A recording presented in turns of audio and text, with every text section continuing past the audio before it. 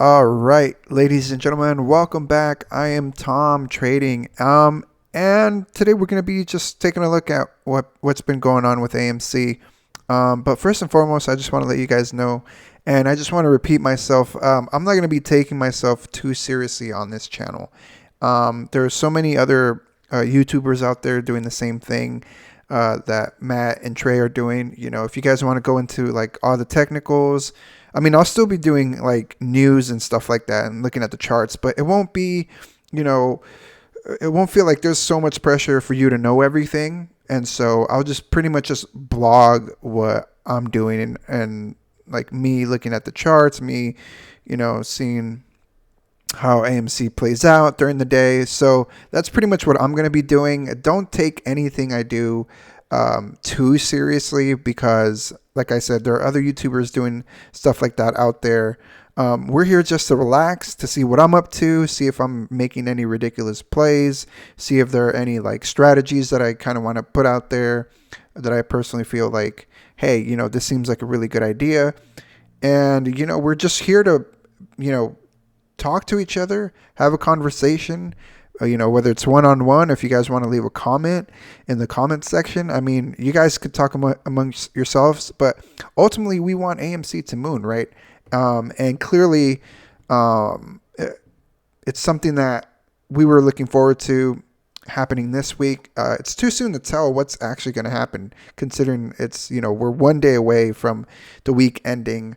But a lot of people I know have kind of been predicting that AMC was going to moon by the end of this month. We'll see how that plays out. But here's pretty much my take on what's been going on. And here is my AMC update. So I'll go ahead and pull up Webull over here. So let's go ahead and check out pretty much what I was talking about to you guys yesterday on like my positions. So I haven't currently purchased any AMC shares. I'm still waiting for that price to drop a little bit. And what I mean by that is I think it was back in March, where again, like it hit that $14 mark at $14.40. And then we thought it was going to moon, and then it just kind of slowly went back down to 12 and then back to 10. And then it started bouncing between $9, $10, and $11 for the most part during all of April. And what I'm thinking is if it doesn't happen tomorrow, I'm thinking, we could see a price drop going into the weekend. And again, this isn't like a guarantee. This is more like my take on it, my prediction on it. It's not to say that I think it's going to happen, but I'm kind of hoping it does because, like I said, I want to be honest with you guys, and I want to be able to purchase some more AMC shares at a lower price. I don't feel comfortable too much buying at the peak right now, which who knows if this is going to be the peak for the upcoming week, or if it'll dip back down like it did back here in March, right? Who knows if it's going to starting next week into the $10 range or back down to $9. Like I'll be glad, even though it kind of sucks to say that, because it does affect the squeeze.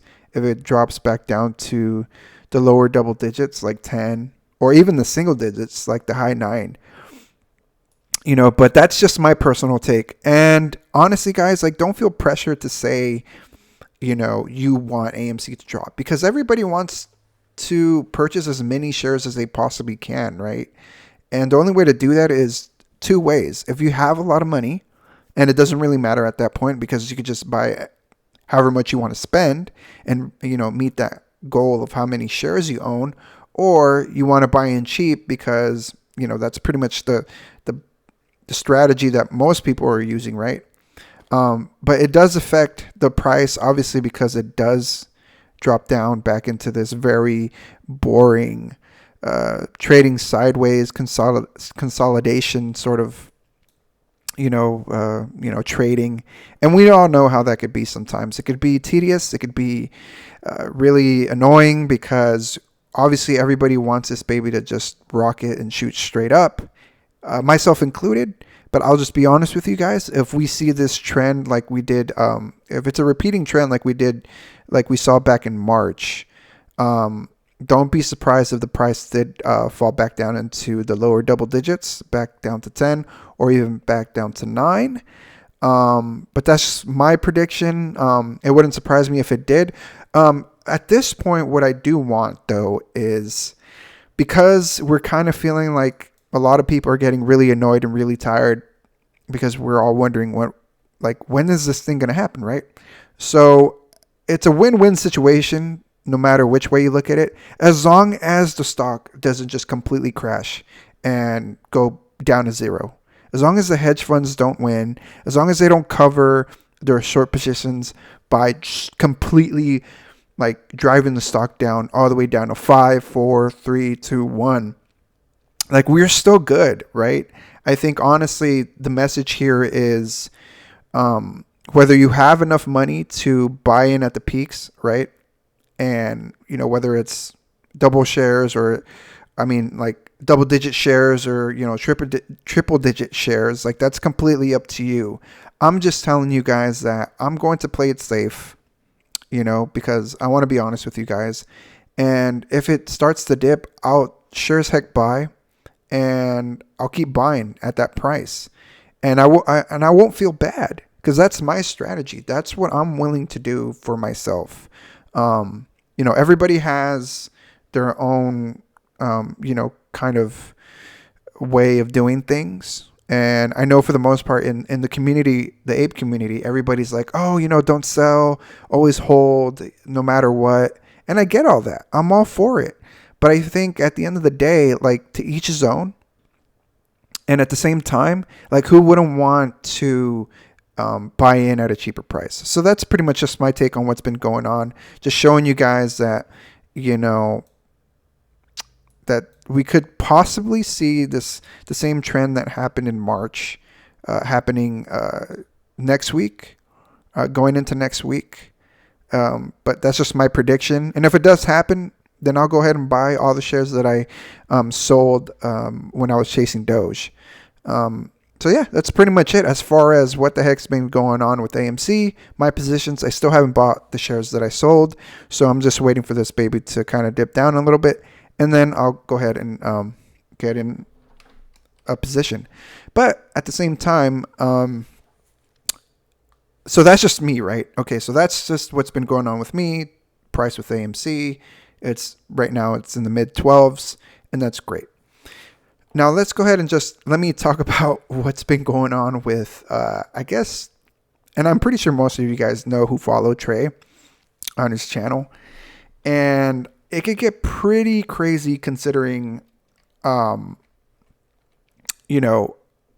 he's a very emotional guy. Like, without a doubt, the guy brings in a lot of energy when it comes to his YouTube videos, and that's great. It attracts more people like him, people who love seeing somebody who completely hypes and motivates and propels everybody and just compels everybody to, hold, a leader kind of mentality. But what ended up happening today was really interesting because if you guys were watching his live stream, he kind of quit midway through his live stream because he kind of just got overwhelmed with emotions. Like I said, tensions were riding high. He's a very emotional person. And so what ended up happening is, I guess, Adam Aaron, the CEO, he had either posted something on Twitter or something along the lines where he was talking about pushing, or at least Trey misinterpreted what Aaron was saying about pushing the recount of the shares all the way to July. And so he started freaking out because he misinterpreted that. And then his chat was kind of like pissing him off because they were like, well, what the heck? Like, is this going to push the squeeze even further? Because you were saying, like most people were saying, that, oh my God, the squeeze was going to happen at the end of this month, going into maybe next month, in the beginning of June, because of the whole recount was supposed to happen on June 2nd. And then I guess the emotions just got the better of him. And, it was kind of dramatic, to be honest, because I was watching it live. And, Matt Kors, a lot of the people who watch Matt also watch Trey. And it pretty much, like, what ended up happening is, it created this huge confusion during the whole live stream between the both of them. And as I was watching this thing unfold, I was just like, wait a minute. Like, why is Trey, like, even if that were true, which it's not, I think if I go ahead and open up my web browser, if I go to his Twitter, he goes on and says here, deleted previous tweet for huge update. Voting opens first week of June and ends at the announcement of new proxy, July 29th. AMC will announce what they know on share recount when they mail the proxy for the new meeting. Meaning, first week of June, share count. And so he was panicking because he thought the share count was going to happen at the end of July. Or at least that's pretty much what his audience was telling him. And so, again, like, he's a very emotional person, and that's great, but it goes both ways. When you're really, really positive and you're really, really pumped, sometimes that gets the better of you when you don't, you get you pretty much get hit with the news where you weren't expecting, this to happen, especially considering how close Trey is to Adam Aaron. I mean, he's always saying that they're calling each other or texting each other, in contact maybe once a week, twice a week.